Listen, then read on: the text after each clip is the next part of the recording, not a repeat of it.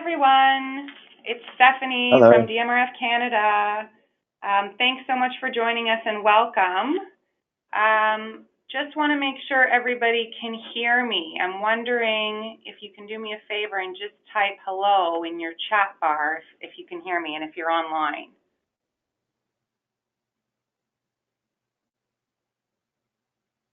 Is anybody there?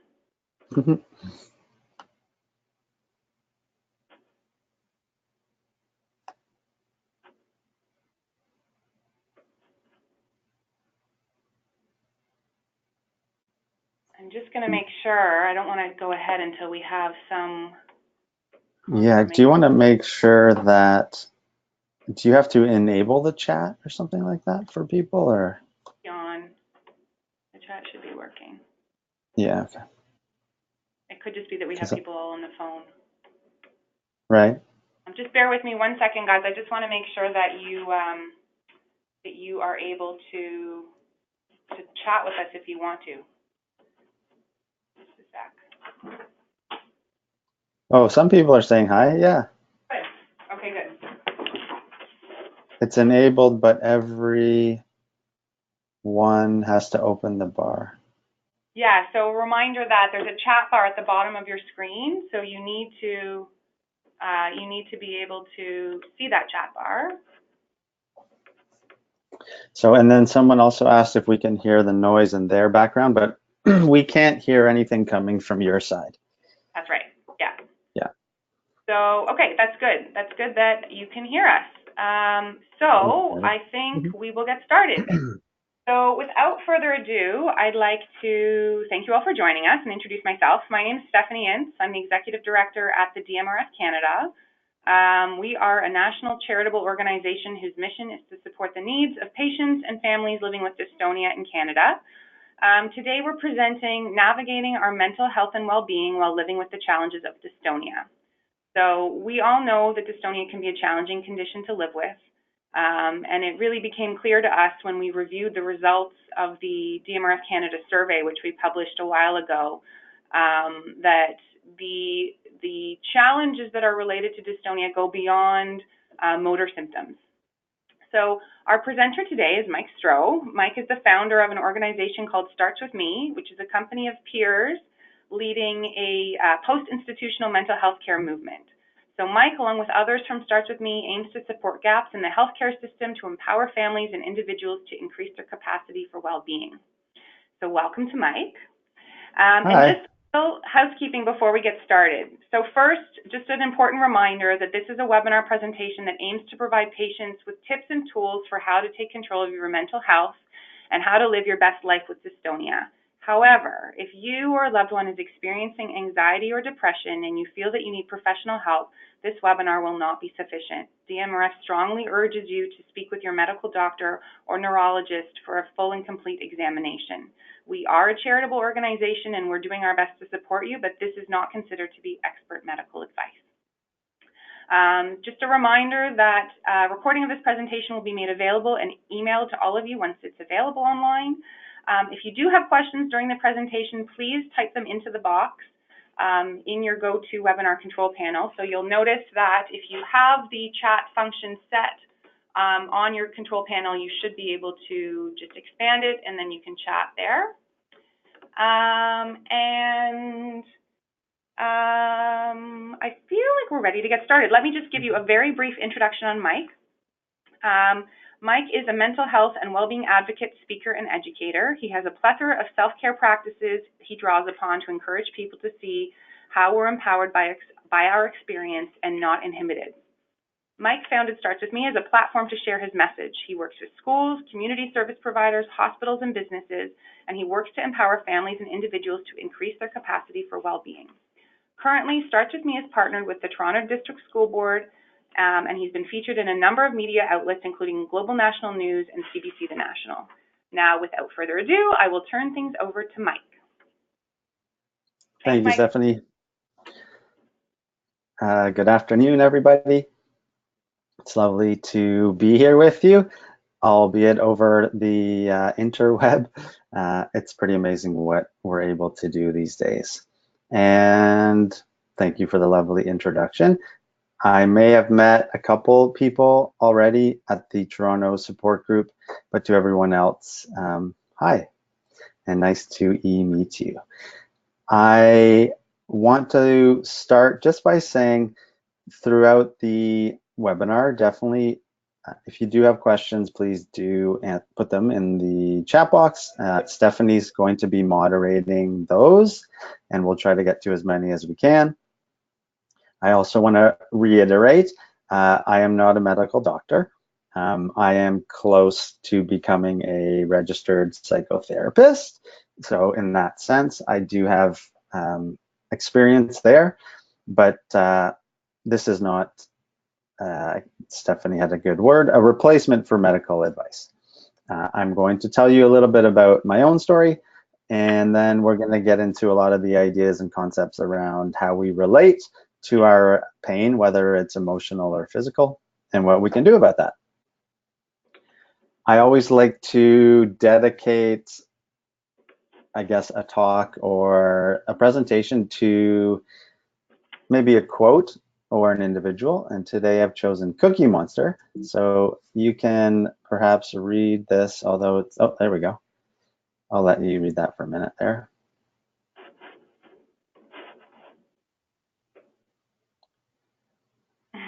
And so this sort of will speak to the topic of how we relate to our moment-to-moment experience. And now I know in the survey that was sent out, people, I think about half or maybe a little more than half said they had practiced mindfulness. So a lot of what I will present comes from mindfulness-based stress reduction, which is a medical intervention that is now offered across the world, particularly in North America, but it is growing and spreading. And basically, it was created in a chronic pain clinic at the University of Massachusetts.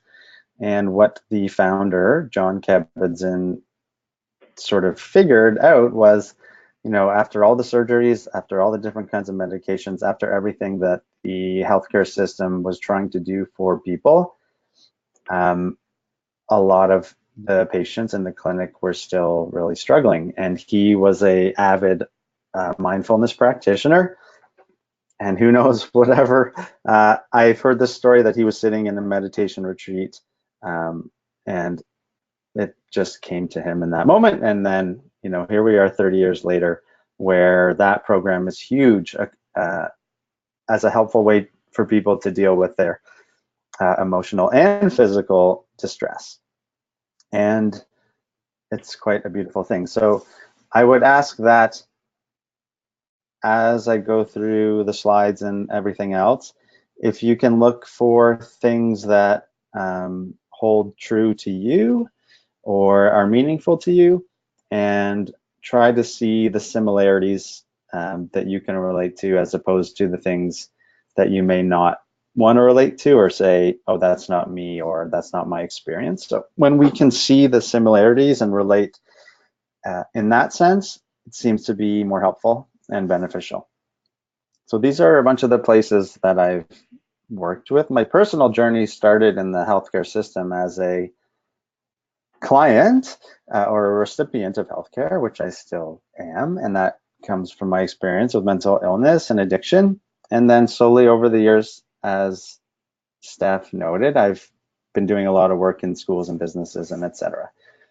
So I'm going to go over my story a little bit, how we relate to our discomfort, cultivating self-awareness that can help us develop those skills. And I noticed in the survey a lot of comments around social situations and communicating with others and how that's received. So I've included a little part on that.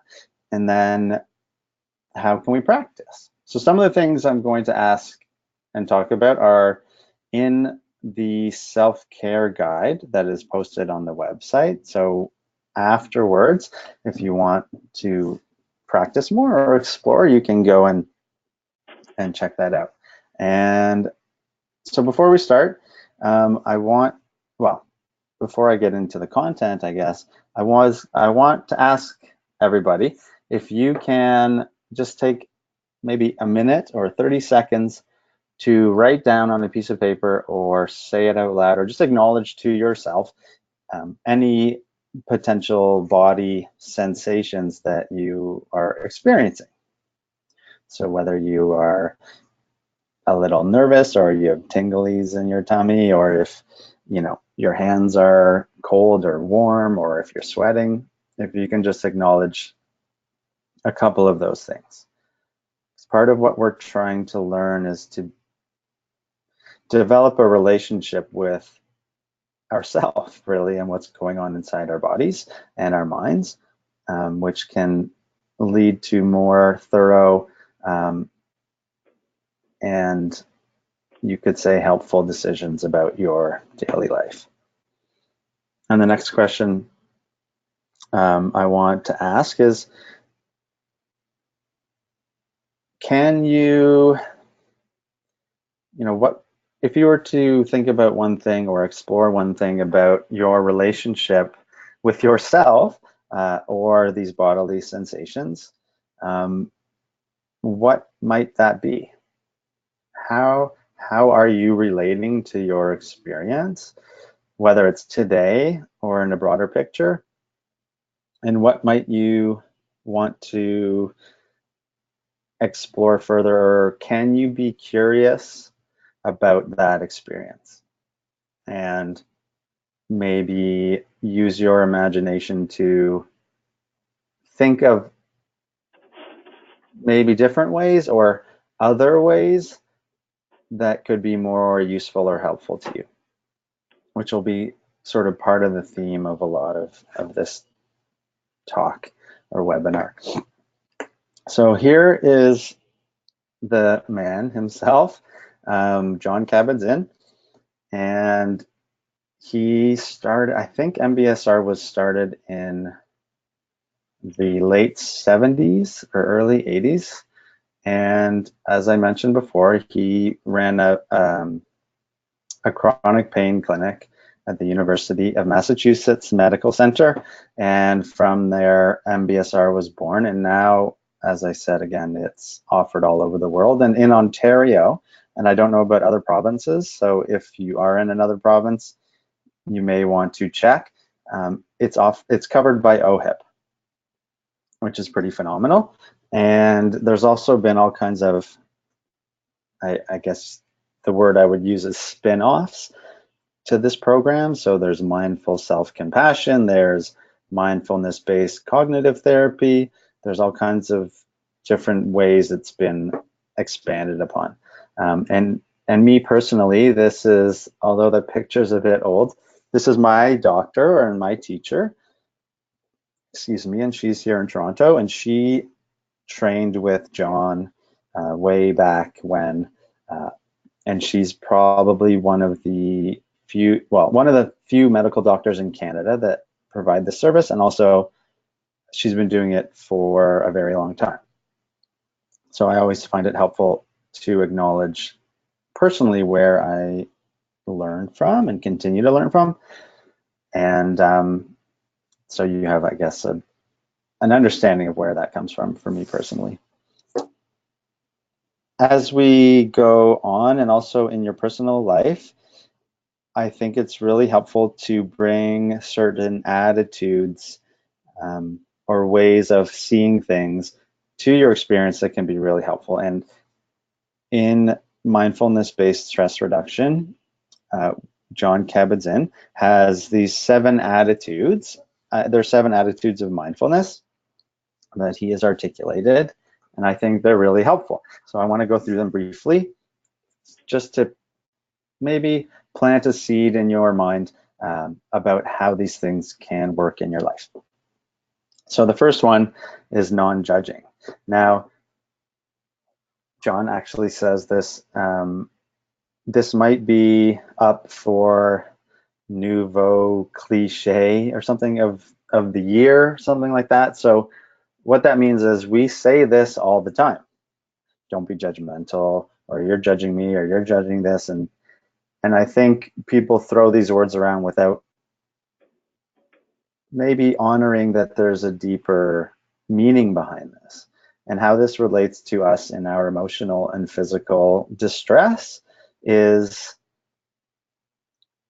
can we create a little bit of space between the maybe acknowledgement of the discomfort, or the acknowledgement of the emotional or thinking trigger, if you will, and not instantly jump into the, this is bad, this is good, I don't like it, I do like it, those sort of polarities that we're often caught in, at least I am. So when I can bring an attitude of openness and non-judging to situations, generally I don't get caught in that cycle of, this is bad, it's going to be over, and etc. My life's never going to go the way I want it to go, and all these things. So our minds have this incredible capacity to just take us down thought streams or wherever it is, and we sometimes don't wake up for a while, sometimes we do, but it's a helpful practice just to start to notice when you're judging, and can I slow that down? Or can I say, oh my goodness, right now I'm really judging. I'm judging myself, I'm judging the discomfort, I'm judging this person. And the practice is just to notice when that's happening. So the next one is patience. Now,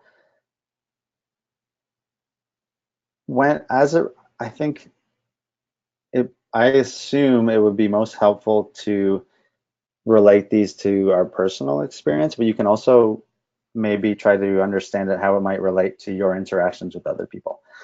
So if I'm judging my own emotional reactions or thinking patterns, I lose patience basically immediately.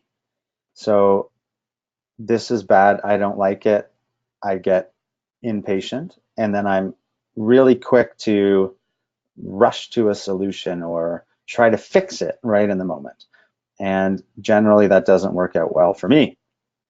So if I'm able to not rush into judgment, and if I'm able to just breathe, then there's sort of a layer of patience that comes in, and I'm less quick to jump to conclusions or get into behaviors that might not be helpful.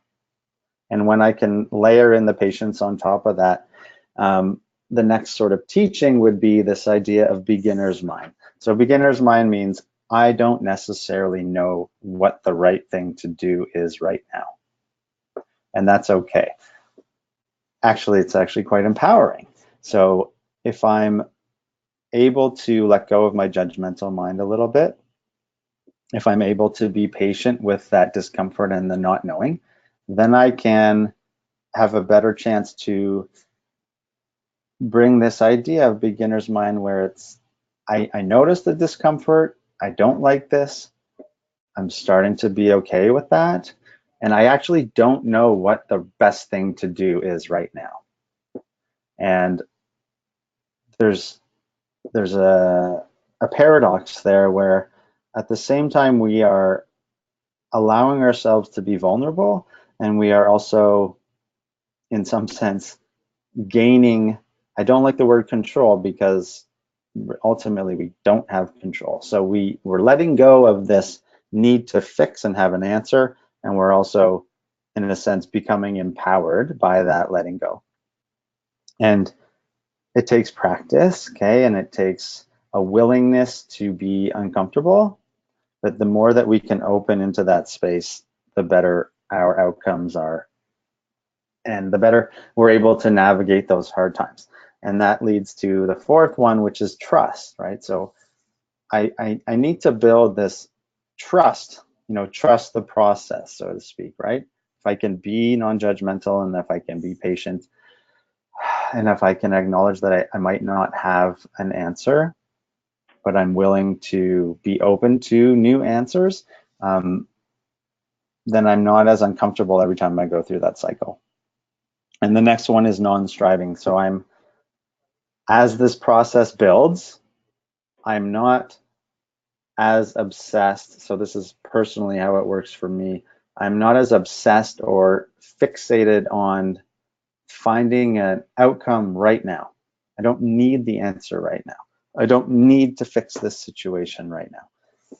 I want a better outcome, but I'm not caught in that pattern. And what starts to happen inside of us when we get caught in these patterns is we get tense, and often our breathing shortens.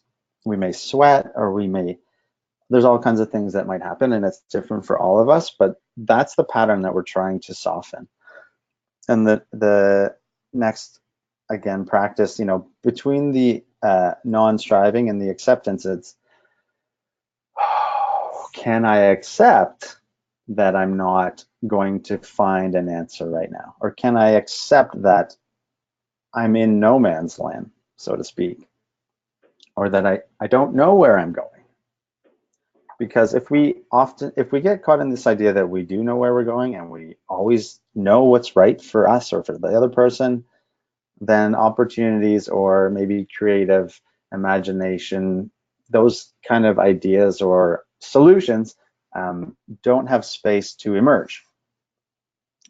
And so that's basically it. I guess letting go would be another layer to it. And these things sort of, they're not linear necessarily, but they all work together. So I hope that is helpful. And I guess maybe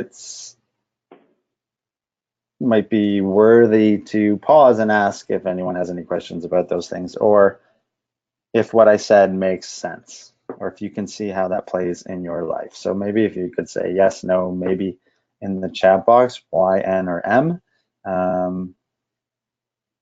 That might be helpful for us. Unprompted, we had a couple people saying yes, yes, yes. I'm constantly judging myself, and I'm not patient enough. So I know for sure. Yeah, I'm seeing a bunch of yeses right now in the question box. So yes, I think what you're saying is resonating for sure. Okay, cool. And the thing is, I guess the next layer would be, we're human beings, and that's part of being a human being, which is another layer to it, is that, and that sort of fits into that acceptance. Sort of, this is the very nature of being human, is to have these thought processes and behavior patterns. And part of, I think, what's so nice about mindfulness and sort of maybe just being a little bit more aware of what's happening to us is that we just start to disassociate from those unhelpful patterns and cycles. So I'm going to tell you quickly how this worked for me in my whoops. I want to also read you something here, although I can't get this thing out of the way. Okay. Excuse me for, okay, I just want to read you a story that sort of takes that idea a little bit further. And some of you very well could have heard this before. Okay. I walk down the street. There is a deep hole in the sidewalk. I fall in. I am lost. I am helpless. It isn't my fault. It takes forever to find a way out. Act 2. I walk down the same street. There is a deep hole in the sidewalk. I pretend I don't see it. I fall in again. I can't believe I'm in the same place, but it's still not my fault. It still takes a long time to get out. Act 3. I walk down the street. There is a deep hole in the sidewalk. I see it there, but I still fall in. It's a habit. My eyes are open. I know where I am. It is my fault. I get out immediately. Act 4. I walk down the same street. There is a deep hole in the sidewalk. I walk around it. And Act 5 is, I walk down a different street. And so what I really like this story because it reminds me that until I get to the point where I am aware that I'm jumping into a hole, I don't have much choice over my situation. But once I start to realize that I'm jumping in that hole, or that and doing it stubbornly, I can't really get anywhere. But the more that I can bring some kindness and patience to myself and those attitudes, I can start to find a way not to jump in, or to climb out faster, or to just choose a whole different route. And it's by Portia Nelson, if anybody is curious. And I think it's helpful and a nice story, really. And so how all this worked for me personally, I'm going to rush through this quick because I know some people heard this too who were at the Toronto group. But about 12 years old, I started to feel really uncomfortable inside, and I didn't like that. And I wanted to find a way to run away from that discomfort.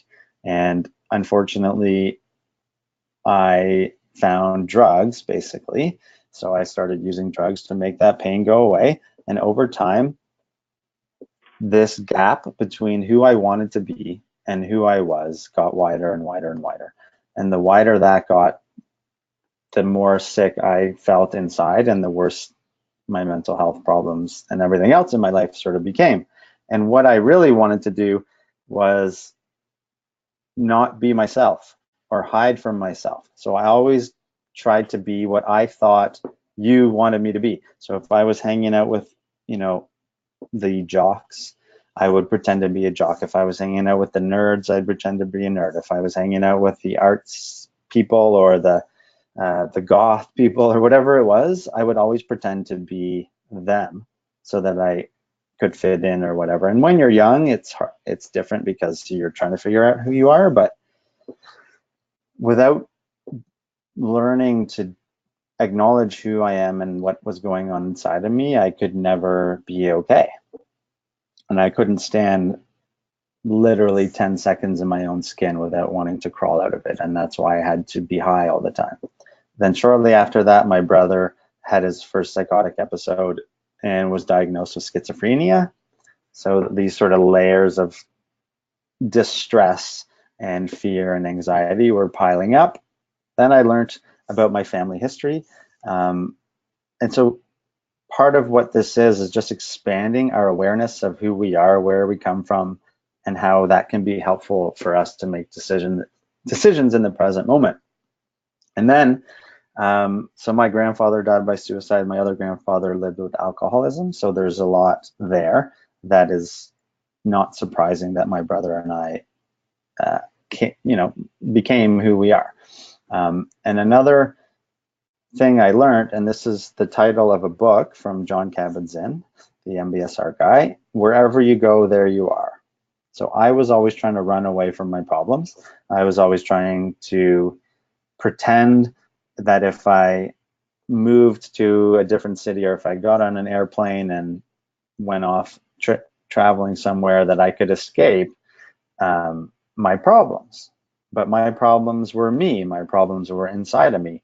And no amount of running away was going to shelter me from those things. So I really had to learn to face them. And this is a lovely piece of art that my brother did, which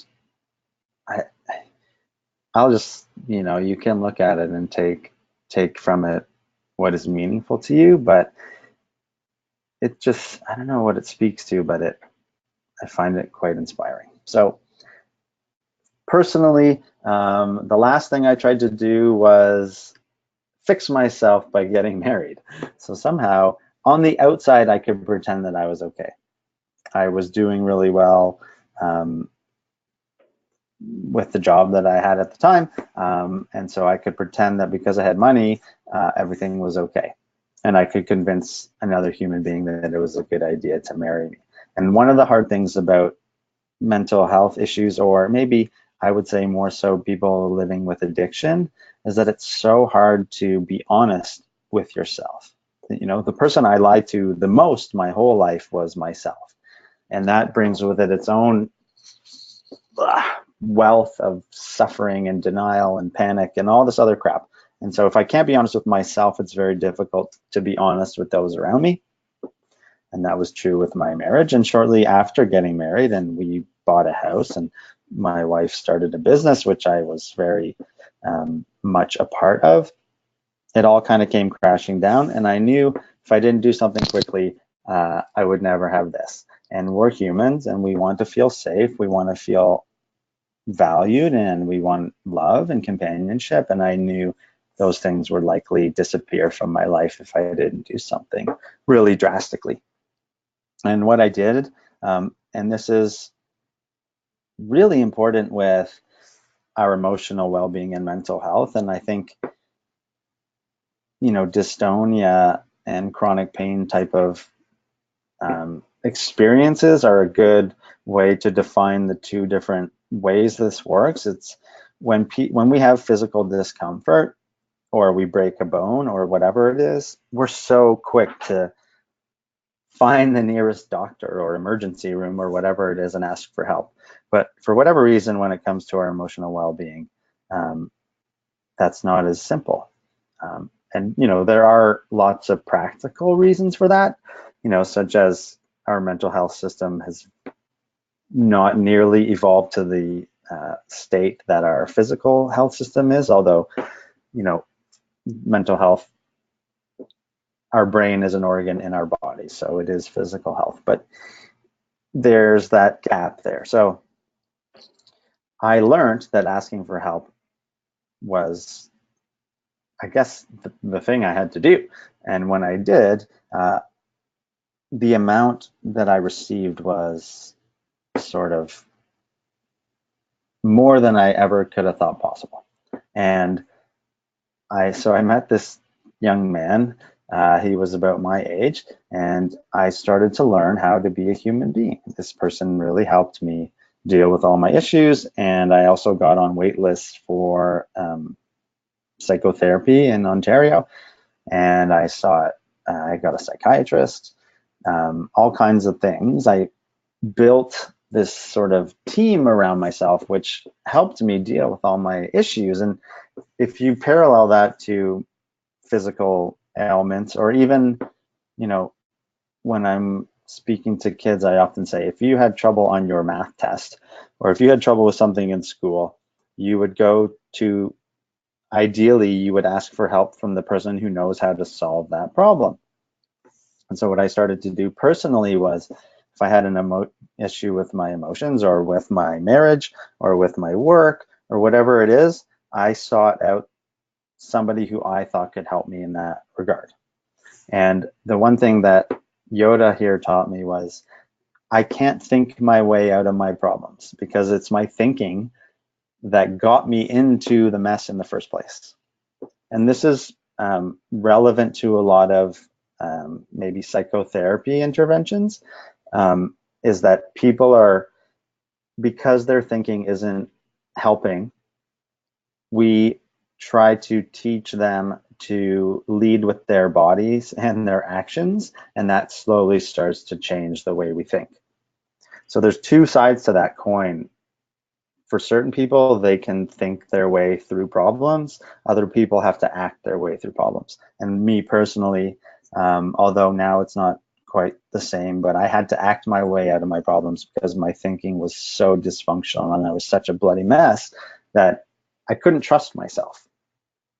There's a famous Buddhist nun, and I forget her name, but she often says sort of, she doesn't want to go into her mind alone, or into her thoughts alone, because that's a scary place. And so we want people around us that can help us, and it can take a long time to find them, right? But it's really important. And it doesn't have to be a medical professional, although I would suggest, if you're in my situation or whatever, or in a similar one, that it can be really helpful to have that too. And so these are, I showed you a picture of Heidi in the beginning, but when I like to think in stories and mythology and etc. So here's them. And this wizard here is my psychotherapist. He's a wonderful person. So I would say, well, personally, these are 3 things that I think are incredibly helpful. I have a longer list, but for now, being honest with yourself and other people to the best of your ability is incredibly important, and learning to take responsibility for your space in the world, however annoying and hard that is, and service is learning and being helpful to others in whatever capacity you can be. And if you can't, then that's okay too. It's sort of about where you are and what you can do in each moment, and etc. that is important. So full catastrophe living, if you haven't noticed, the theme of this is really along the MBSR stuff. So this is the book, it's the title of a book that is the guide to the MBSR program. And again, it speaks to this idea that life is difficult and there's lots of catastrophes that happen throughout our lives, and it's how we navigate them that really ultimately matters.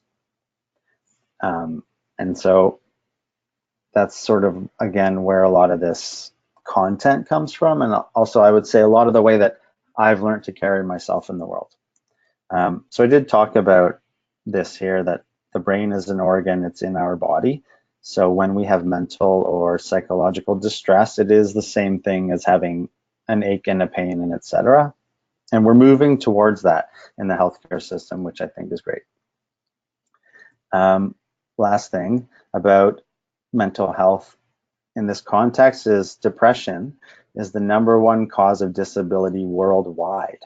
And that is such an incredibly difficult thing to grasp, at least for me.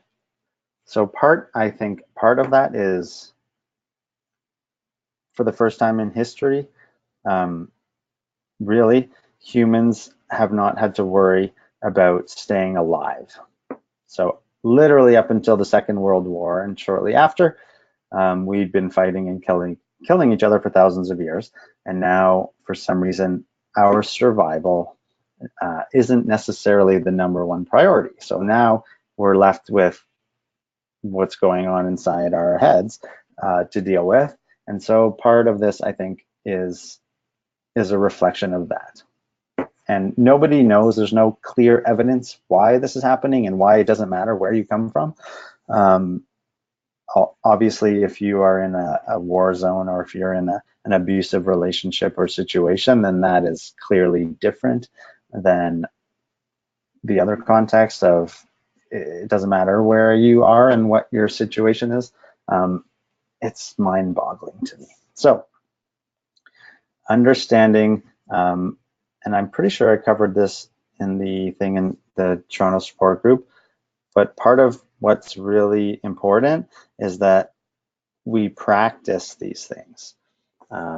It's not necessarily about new knowledge and new information, although that can be helpful. What's most important is that we're practicing the things that we know can be helpful for ourselves. And part of this is learning to be aware of how these things work inside of you.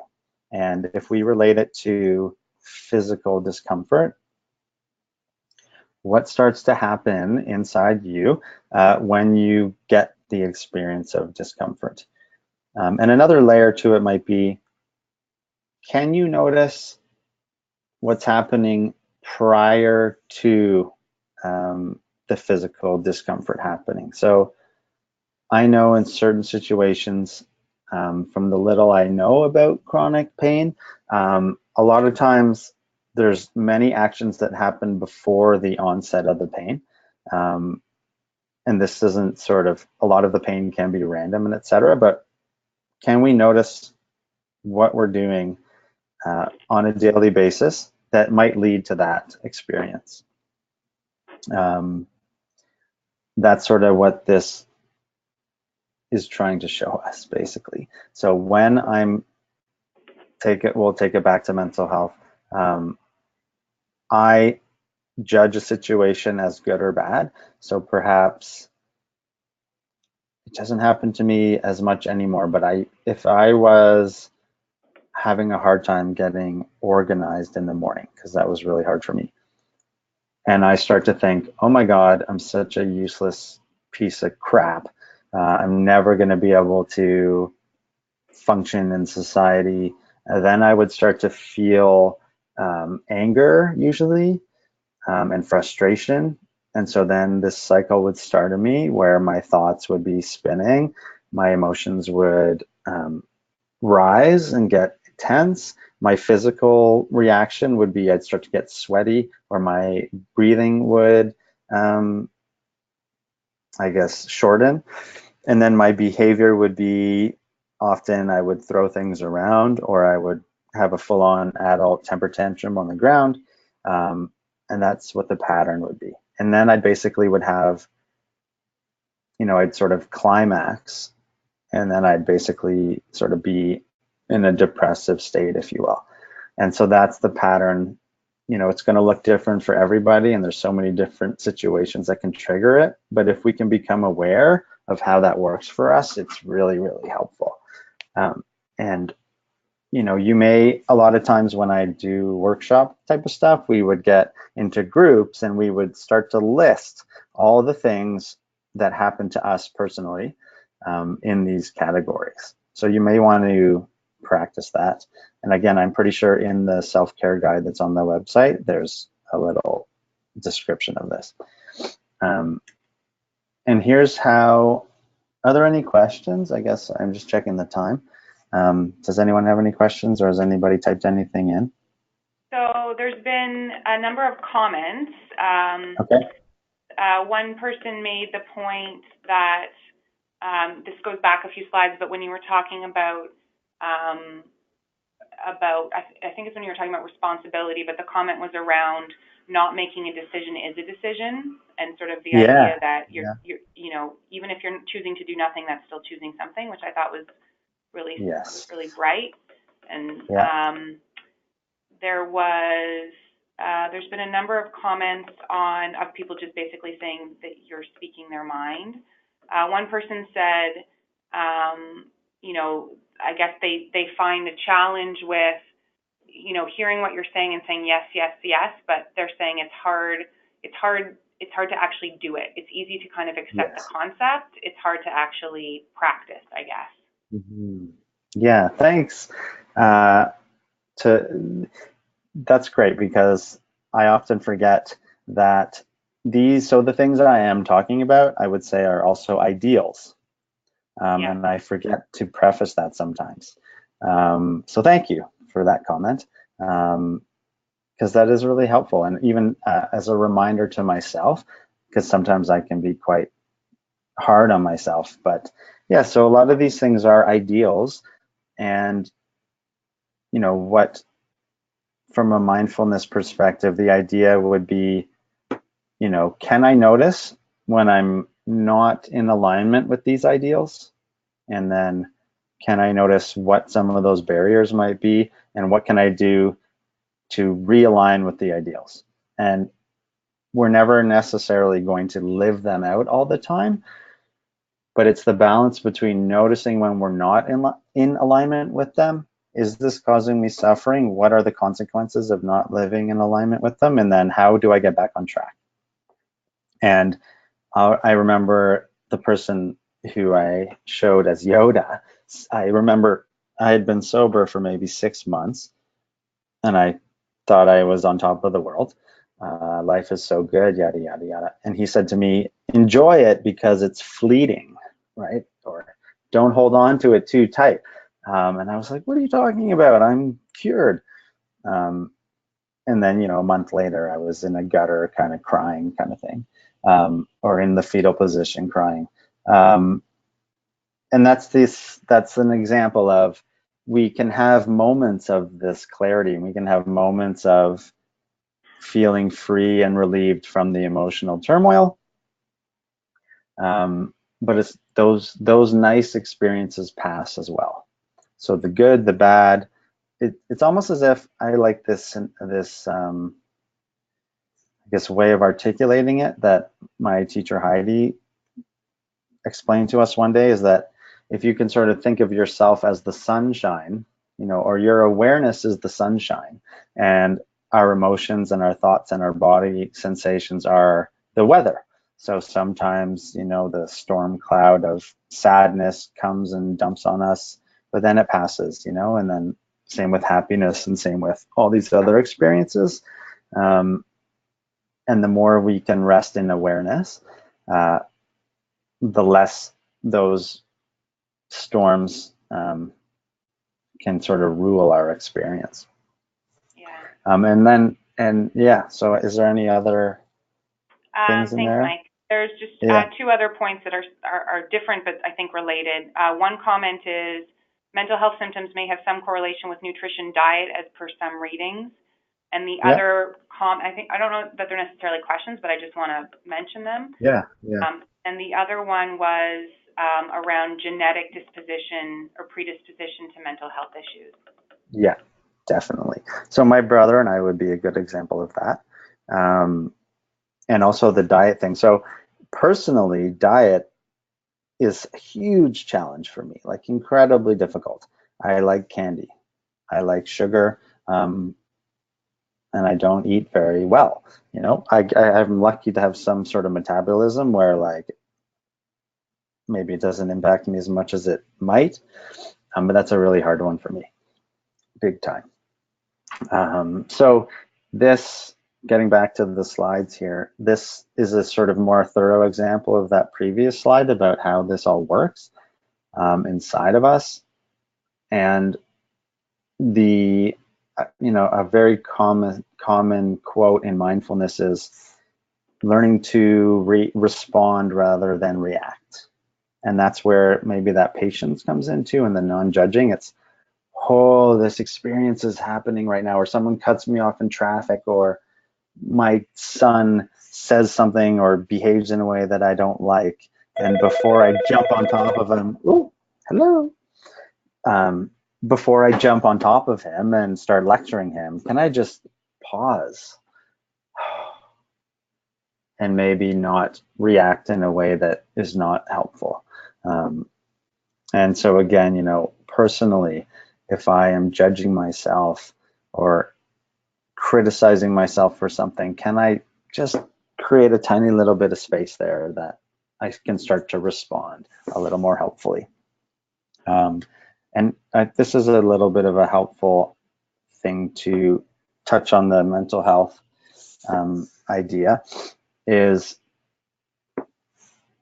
everybody experiences all of these things, right? Like we all get paranoid, we all get sad, we all get we get on the spectrum of mania, right? Or where we're really happy and excited and whatever.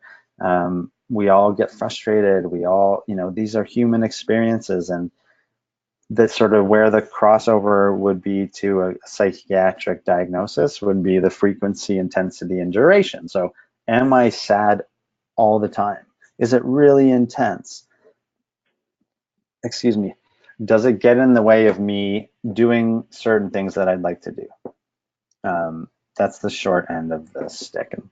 And part, this presentation isn't necessarily about identifying diagnoses, but I think that's a helpful thing to bring into our awareness, So a suggestion might be, if we're experiencing physical discomfort, how does this play into it? And then how does our relationship to that discomfort play into it? And if we can manage our relationship to it, or at least if we can bring some more kindness and softness to that, at least that's the theory in MBSR with chronic pain, right? It's not the pain, it's our relationship to the pain. And that's where mindfulness and just a lot of this stuff can be really helpful.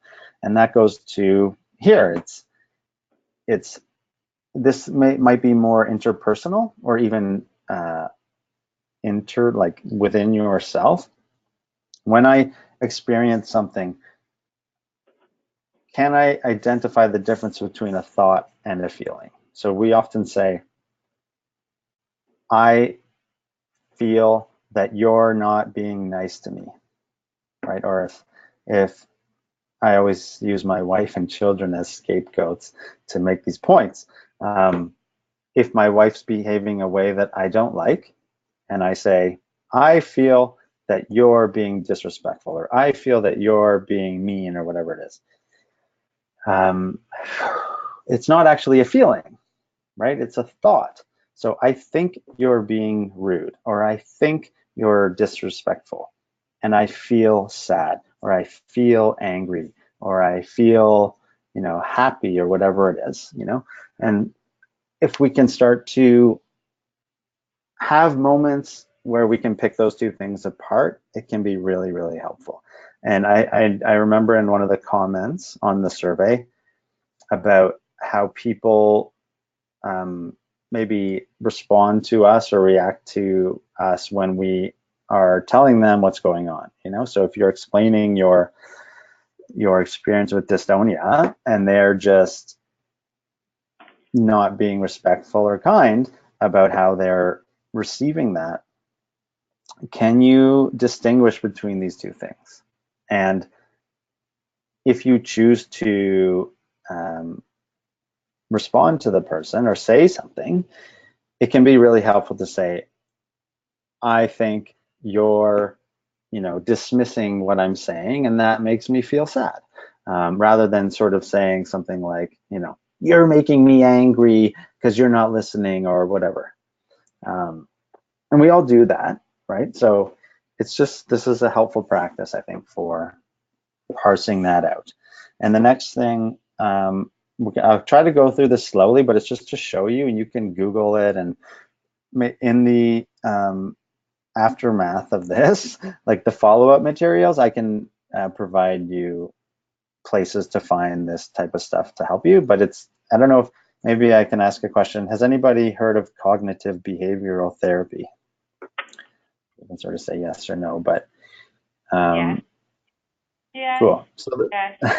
there's also, which I'm more inclined to admire, it's mindfulness based cognitive therapy, I think it is. So it's one step, I don't know, further down the road from CBT. But anyhow, so this is I had some formatting issues here, but we'll just like run through this quickly because I think it can be helpful.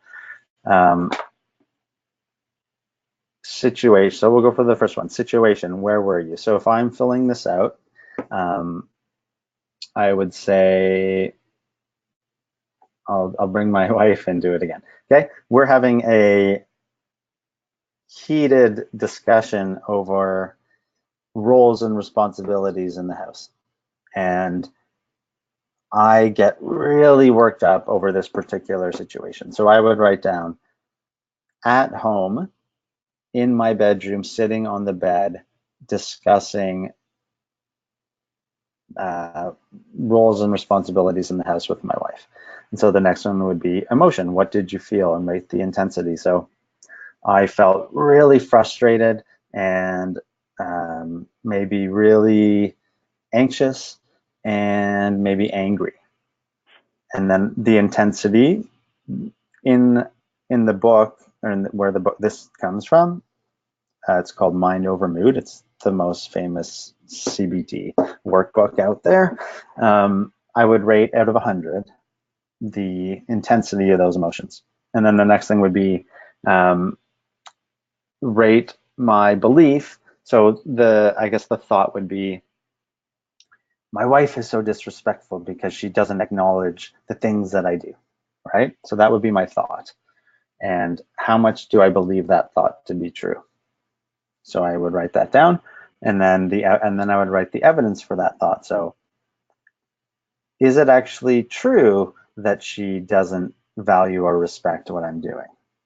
Maybe yes, maybe no, but that's where I can provide evidence for or against, basically. Those would be the next two columns. So here's an example of her not respecting me. Here's an example of her respecting me. And then the last two things there are, can I start to tell myself a different story about what's happening here? And if I can't, can I imagine what that story might be? And so then I would fill that in the balanced alternative thought, and then I can rate my emotions again at the end. And if usually there's a big difference between the first record of the emotion in the last. So if we take it back to our emotional and physical discomfort, I assume, okay, I don't want to put words into anyone's mouth, but there's been times where your physical distress with dystonia has caused maybe friction with your relationships with people or with yourself. So can you think of examples in that realm where something like this might be helpful? Okay, and I know we don't have time to really dig into the details of this, but there's a tremendous amount of information on this stuff online, and you can read about it. And again, in the follow-up materials, I'll source where you can get some access to some of these things. So this is to take this a bit further, and also as it relates to your interactions with other people. There's a huge difference between listening and hearing. And this one's tricky because when we're trying to communicate our discomfort or distress or whatever it is, turmoil, often we want to be heard, right? We want the person we're talking to listen to us and to validate our experience and etc. But oftentimes that's not going to happen. And it's how we navigate that can maybe influence the outcome of that interaction. And I would suggest practicing this with other people. So when you can notice when they want your attention or when they are trying to tell you something, are you listening to them, right? Because we often expect things of other people that we may not be as good at providing. And this is a really good way to notice within yourself how you are responding to other people so that you might be able to be more kind and patient with others when they're not listening to you. That's a really helpful practice. I wonder one day we can, I don't know how you could do it virtually, but there's some really nice partner practices with this. Maybe you could do it with the wall or something, who knows, or a teddy bear or whatever. But speaking to one another in a way that's respectful and I guess values the person's experience. Let's see, got a few more minutes. I'm going to skip this one here, but well, actually, I'll go through it quickly. So there's this idea or this concept called the negativity bias. And basically what it is trying to tell us is that as humans, we've evolved to notice danger and negative things in our environment. And that's how we survived, right? So, oh my God, there's a tiger over there and it's going to come and eat me if I don't do something. And so the reactions are usually fight, flight, and freeze. And so our brains are wired to look for negative situations and danger. So now that we're not necessarily in danger for our lives by the tiger or the snake or the whatnot, our brains seem to be going through some sort of evolutionary process where we're turning that onto emotional experiences. And we're really critical of ourselves and we're critical of other people. I mean, it's just so intense. And our memory is coded to notice negative things and dangers. So it's deeply embedded in us. And that's, again, part of this healing and this space that we're trying to create to get out of that. And the next thing, this is from Tara Brach, who's a lovely Buddhist teacher. She calls it tend and befriend. So rather than getting caught in that negative pattern of seeing problems and getting caught, can we tend and befriend these situations? So, and this sort of kinder way of addressing these situations is also harder for our brains to encode. So the research, the neuroscience research says you need about 20 to 30 seconds of acknowledging a nice loving situation for it to start to encode into your memory, as opposed to the instant negativity pattern. So that's something to try to practice, you know. And if it comes to physical discomfort, it would look like, oh my God, this pain in my leg's never going to go away. Life is horrible. I'm never going to be able to do anything, whatever. And then the tendon befriend would be, I'm noticing this incredible discomfort in my leg. And maybe it's not as bad as it was last time, or what can I do better? And then starting to value and enjoy the newer way of dealing with that. That's sort of my quick way of acknowledging. And how we can, so as I went back to, I know I probably just need a couple more minutes. We're right at the end almost. I guess we are at the end. This goes back to the interaction, the hearing and the listening kind of thing, but you can also use this for your own experience. So how this would look personally would be, I'm noticing this incredible anger inside of me. And so rather than not acknowledging it and trying to make it go away or pretend it's not there or going on some freaking angry tirade, if I can validate that experience, oh my God, right now I'm getting really angry.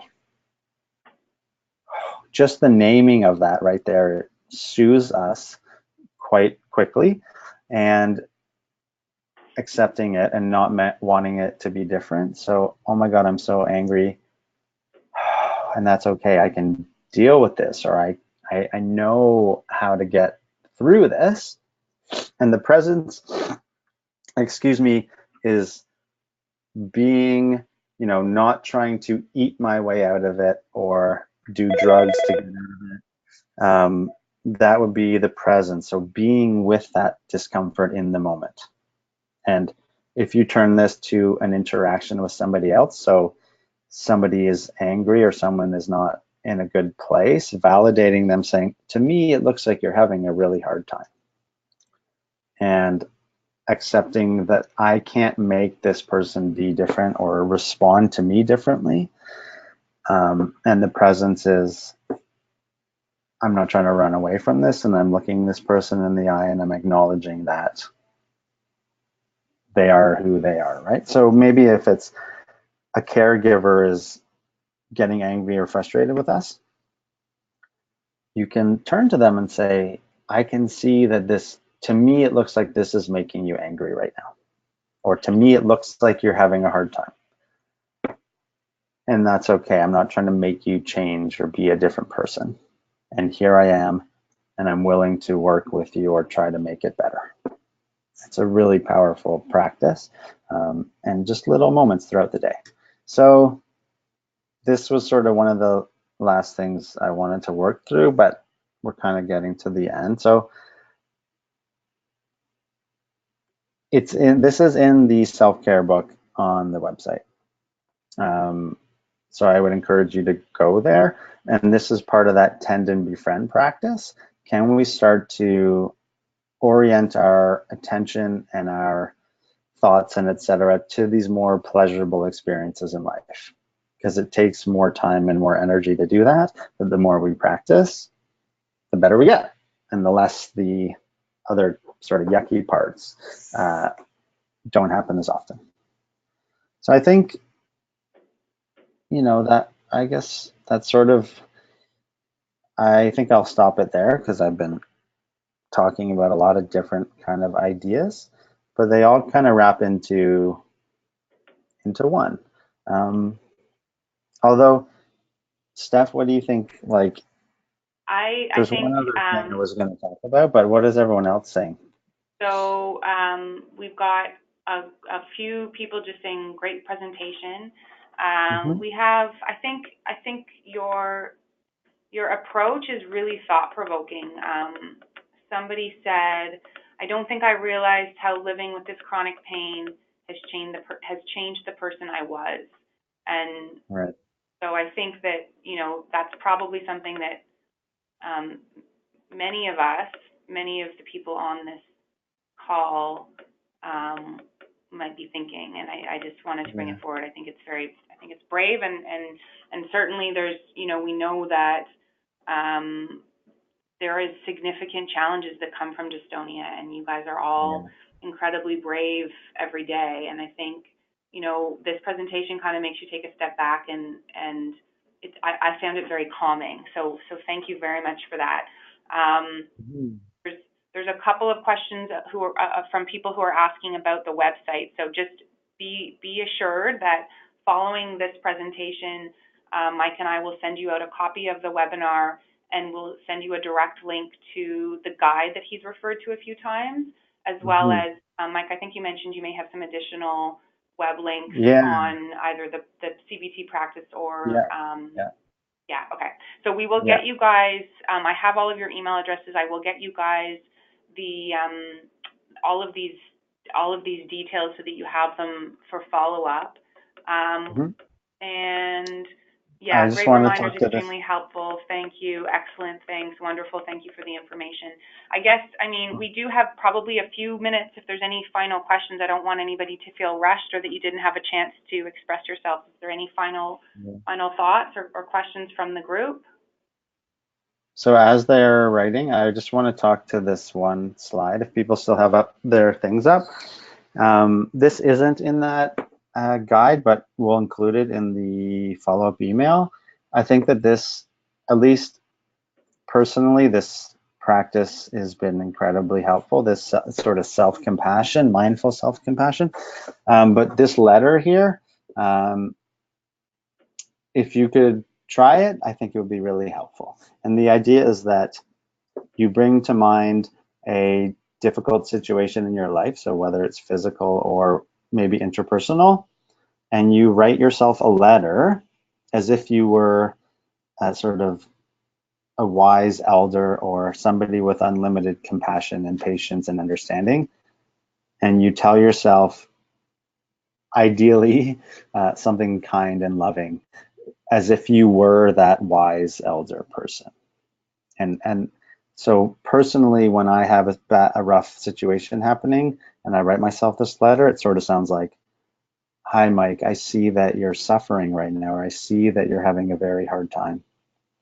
And knowing your experience and knowing who you are, it's very normal that you're having this hard time. And it's okay, and you're going to be okay, and there's lots of things you can do to be okay.